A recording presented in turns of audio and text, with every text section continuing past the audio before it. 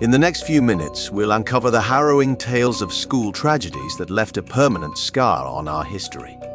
From the chilling Pearl High School shooting to the horrific massacre at Bard College, these stories are a stark reminder of the fragility of life and the depths of human despair. Join us as we delve into these haunting events and remember the lives lost. Stay with us as every story deserves to be told. Number 7. Pearl High School shooting 1997. In 1997, 17-year-old Luke Woodham carried out a tragic attack at Pearl High School, killing 2 classmates, including his former girlfriend, Christina Menifee, and wounding 7 others. Carrying a rifle under his trench coat, he killed 2 students, wounded 7 others. Prior to the school shooting, Woodham murdered his mother. During his trial, Woodham admitted to the shootings but claimed he could not recall killing his mother, asserting that he was legally insane at the time. His defense argued that he was influenced by Grant Boyette, an alleged member of a cult-like group who had encouraged him to seek revenge on his ex-girlfriend and kill his mother. Ultimately, the jury rejected Woodham's insanity defense and convicted him of the murders and assaults. He received 2 consecutive life sentences for the murders and 7 20-year sentences for the assaults. Woodham remains incarcerated in Mississippi. Number 6. California State University. Fullerton Library massacre 1976.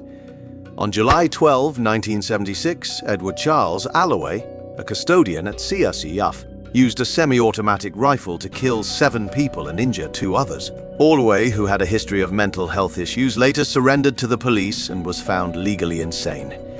Diagnosed with paranoid schizophrenia, he has spent decades in a state psychiatric hospital, continuously challenging his confinement with multiple petitions for release. Evaluations of Alloway's mental state have been frequent, with psychiatrists often divided on his readiness for reintegration into society. His behavior during a movie screening at the hospital influenced the decision to keep him institutionalized after his last hearing in 2001. In 2006, the daughter of one of the victims confronted Alloway, seeking closure for the violence that took her father's life. Alloway's inability to provide answers reaffirms the lasting impact of his actions on the victims' families. Number 5. Stockton schoolyard shooting 1989. On January 17, 1989, Patrick Purdy opened fire on the playground at Cleveland Elementary School in Stockton, California, killing 5 Southeast Asian children and injuring 30 others. Patrick Purdy, he came to the school right before lunchtime. He killed 5 children and injured more than 30 other people. The attack, motivated by racial hatred, initially did not receive significant media attention compared to other aspects of the incident. This school shooting sparked national reactions, including extensive media coverage and legislative actions like the federal assault weapons ban of 1994. Despite its initial impact, the event faded from public memory. Before ending his own life at the scene, Purdy fired over 100 rounds in less than a minute. The school community, in the immediate aftermath, was plunged into shock and grief. Though classes resumed the next day, teachers and students struggled with disbelief and the stark reality of their vulnerability. Number 4. University of Iowa shooting 1991. On November 1, 1991, the University of Iowa campus was the site of a tragic shooting resulting in 5 fatalities and 1 severe injury. The perpetrator, Gang Lu, a recent PhD graduate, was disgruntled about not receiving an award he believed essential for his career. As news of the active shooter spread across the campus, a palpable sense of panic and shock gripped the students and faculty. After shooting the chairman of the physics department, Gang Lu continued his rampage, killing and injuring others before ultimately taking his own life. This horrifying event marked one of the earlier instances of school shootings in the US and foreshadowed a pattern of violence that sadly would become all too familiar in the years to come. Number 3. Frontier Middle School shooting 1996. On February 2, 1996, a tragic shooting occurred at Frontier Junior High School in Moses Lake, Washington.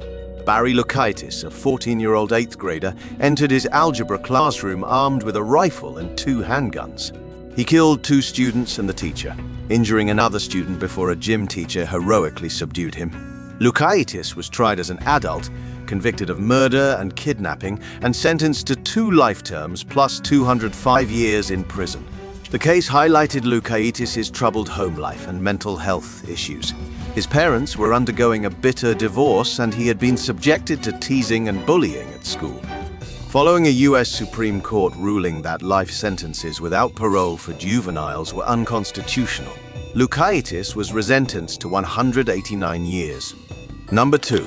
Richland High School shooting 1995. In November 1995, Jamie Roos, a 17-year-old student, carried out a devastating shooting at Richland High School in Linville, Tennessee. Armed with a .22 caliber Remington semi-automatic rifle, Rouse targeted 2 of his teachers, tragically killing one and severely injuring the other. In the chaos, another student was inadvertently killed by Rouse as he attempted to aim at the school's football coach.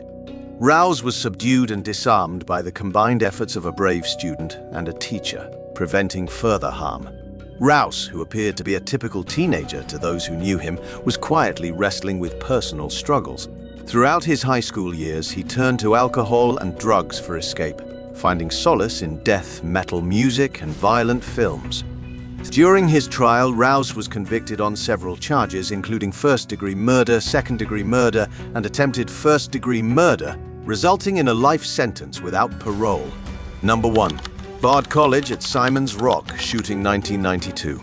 On December 15, 1992, Wayne Lowe, an 18-year-old student at Bard College at Simon's Rock in Great Barrington, Massachusetts, initiated a shooting spree that resulted in 2 fatalities and 4 injuries. Lowe had purchased the semi-automatic rifle used in the attack from a local gun shop earlier that day. The incident began around 9:30 p.m. at a campus security booth where a guard was injured. A Spanish professor was then fatally shot in his car, and the assailant moved on to the school library, killing a student and injuring another. Lowe's rampage concluded with 2 more students wounded at a dormitory before he contacted the police from the Student Union building.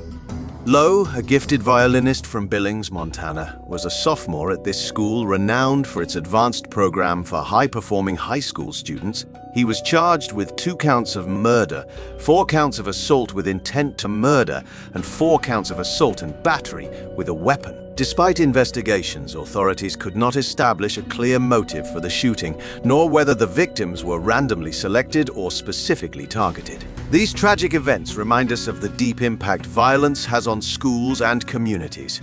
Each story underscores the need for better mental health support, gun control, and school safety measures.